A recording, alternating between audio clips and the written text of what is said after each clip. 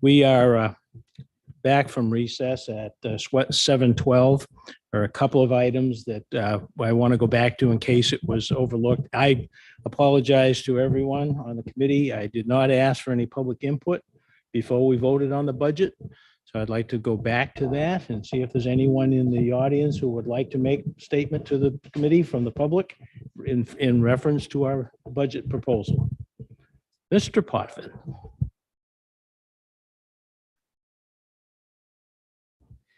Didn't mean to prolong the meeting any, but I did listening to the conversation, I did want to chime in. Ron Potvin, 291 Pond Road, and former school committee member. And for the last 2 years, having served here, I want to mention, I want to agree with member Whitlow on her suggestion that I cannot count how many times I asked about alternative funding on something regarding grants.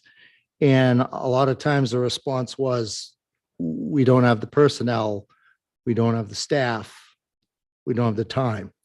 And this week, talking to the public was interesting because they actually asked, what other sources are you guys going to besides us?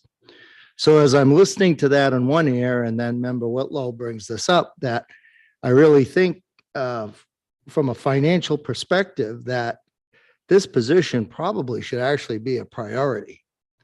In that it's showing our ability to make this a priority to get resourcing elsewhere. And just in this budget presentation alone, not to mention last year's, how many times have we seen we've left money on the table somewhere because we didn't have the staffing to get it?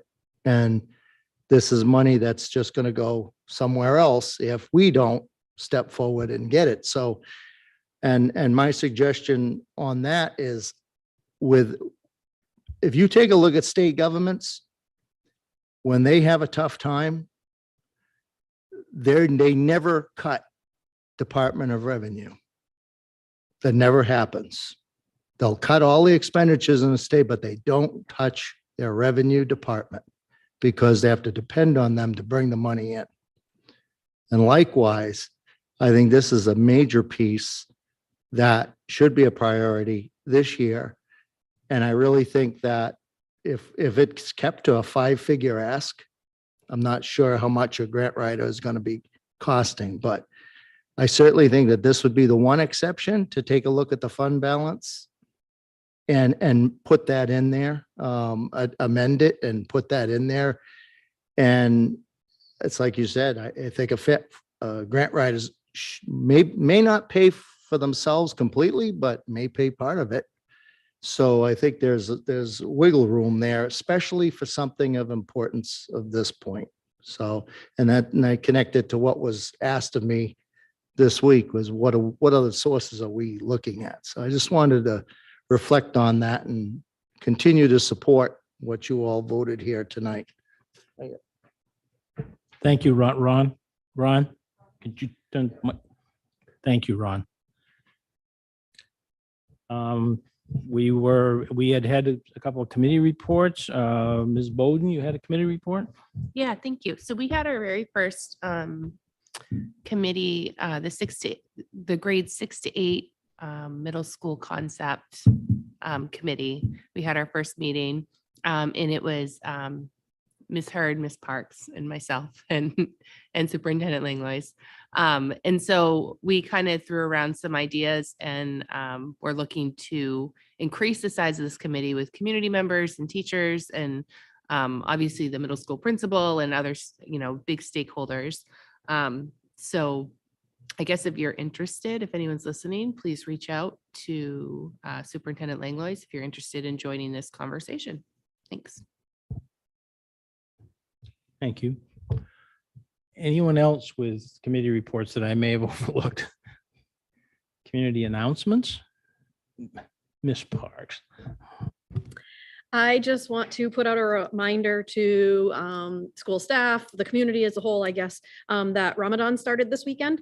And it's a whole month of fasting for our Muslim community members.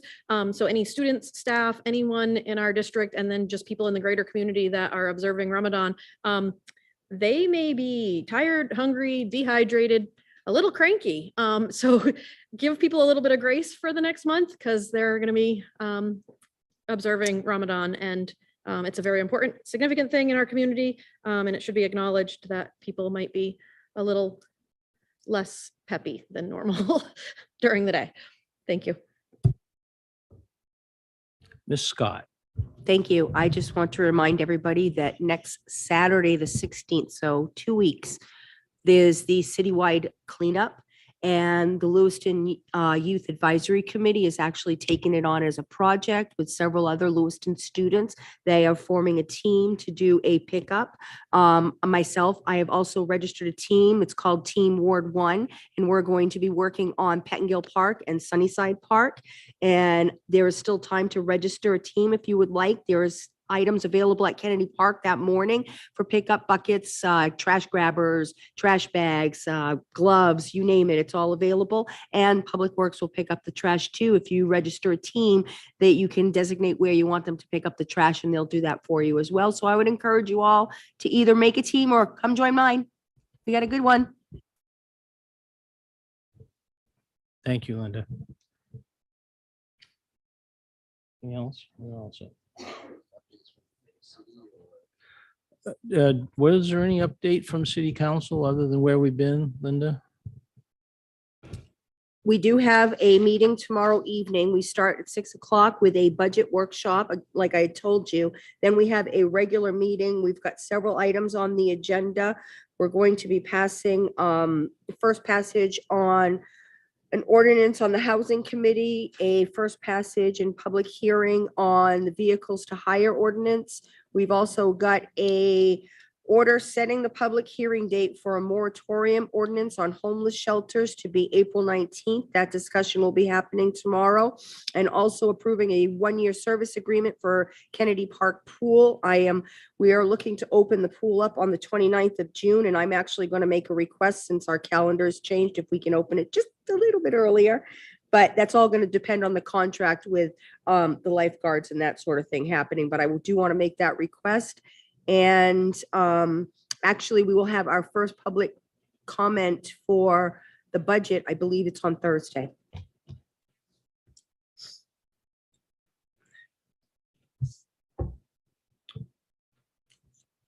Ms. Paquette. I'll just share, we have Optical Academy happening in our schools. We have partnered with Anthem and MEA MEA Trust to be able to offer this, so what it is that all students get their eyes exam. They go through an eye exam, and if they need glasses based on that comprehensive eye exam, then glasses are provided at no cost, and they actually get their glasses within that day. So they pick out their frames, their prescription is done right in a mobile van, and students get to go home with their glasses.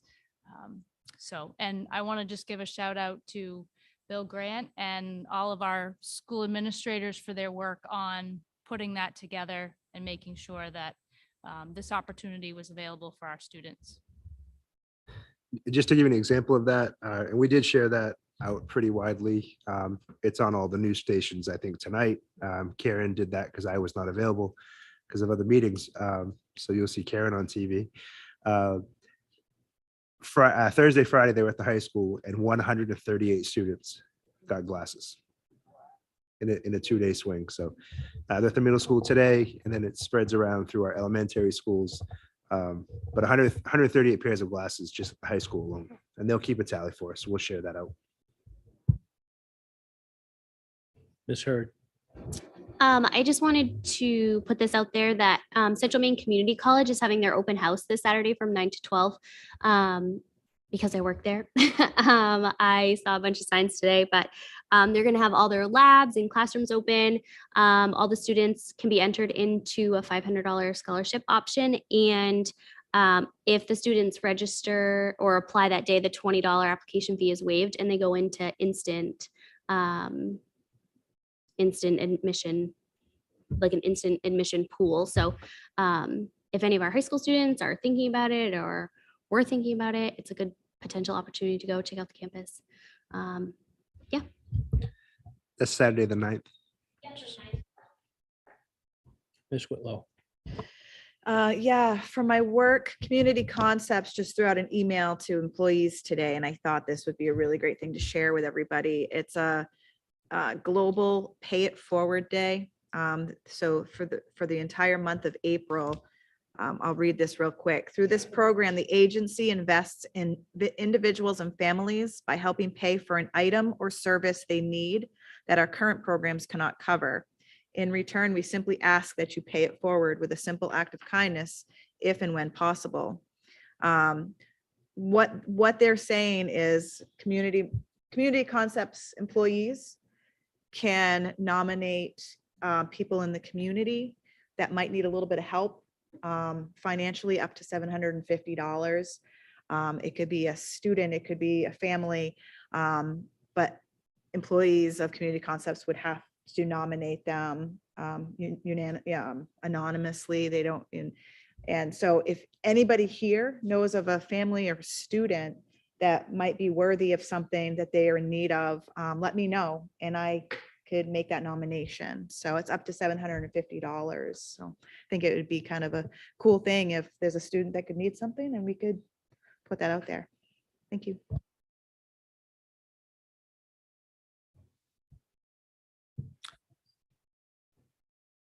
The agenda was a little bit shortened, but if there's anything else that anyone would like to bring forward? If not, yes, Paul. Yeah, really quick. I was taken by surprise that Chef Karen retired from the Green Ladle. His Director Callahan found a replacement. Is his retirement effective at the end of the school year? What's with that? So Chef Karen is not replaceable. I'll start with that. We're going to drag him in here and get him in front of everyone before he goes, but he's actually stepping away next November. He's just giving us plenty of notice so that for the exact reason you just brought up, that trying to replace him is going to be a challenge. We've got some ideas, but nothing that I can put before you yet. Since we went there, and I'd like to do this more formally at a future meeting, but there's somebody else in the room that has shared their retirement plans, and he's an institution connected to us. And so Dave has finally, I think he's finally reached a place where he knows he has positioned the district in a very good place with technology, and has worked through the pandemic and stood things up that have never been stood up before. And he's graciously committed to whatever transitions necessary and finding the right people and putting them in the right places. So he's not one for a lot of accolades, but we're going to take some time in one of these upcoming meetings to talk about it more formally. But Dave's also made the decision to step away. Ms. Scott. So Chef Karen is not going far, though, unfortunately, that he's leaving, because he was phenomenal. I had two of my children graduate from the Green Ladle and have both been extremely successful after graduating with that program. But he is going to be opening up a new restaurant with his son at the airport called the Cheesy Skillet. And just the name alone, I was like, oh, I can't wait to go. And then on another note, Mr. Terrio, shall I say how old we are? Mr. Terrio, his first teaching position was as my freshman history teacher. We go way back, Dave and I, way back. So I'm sad to see that that's happening, because now I feel really old. Thank you. Well,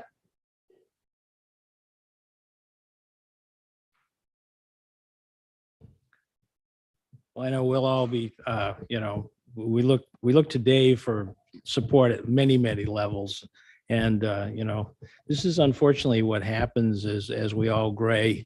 There are opportunities out there, and, You know, Chef Karen, sounds like he's got a plan. I'm sure Dave probably has a plan, but probably not opening a restaurant, huh, Dave? That's well, we will certainly miss your talent and your dedication. So, anything else for anybody? Take a motion to adjourn. So moved. Second. Okay, so it was moved by Ms. Whitlow, seconded by Ms. Medina. All in favor? We are adjourned.